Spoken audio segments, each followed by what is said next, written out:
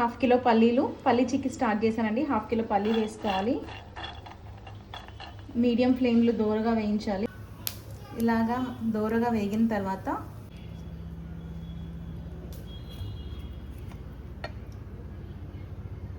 సరిపడా బెల్లం, నేనైతే హాఫ్ కిలో పల్లీలకి 400 గ్రామ్స్ బెల్లం యూజ్ చేశాను.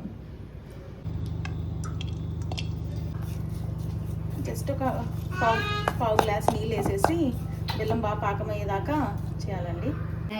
ఇలా చాటలో పలుకులు చేసుకోవాలండి. 2 ఉడకలుగా చేసుకోవాలి. ఇలా పాకం ఇలా నురుగు రావాలండి.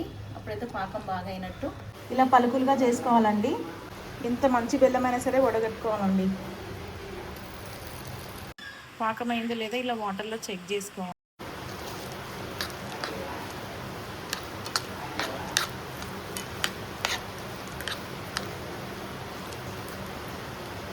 ఇలా ప్లేట్కి నెయ్యి పూసుకోవాలండి.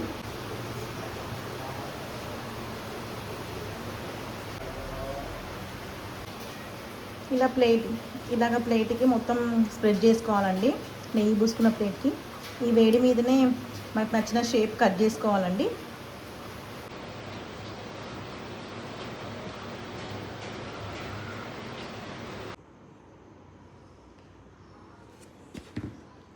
ఫైనల్లీ పల్లీ చిక్కీ ఇలా బాక్స్లో స్టోర్ చేశాను. పల్లీ చిక్కీ కంప్లీటెడ్.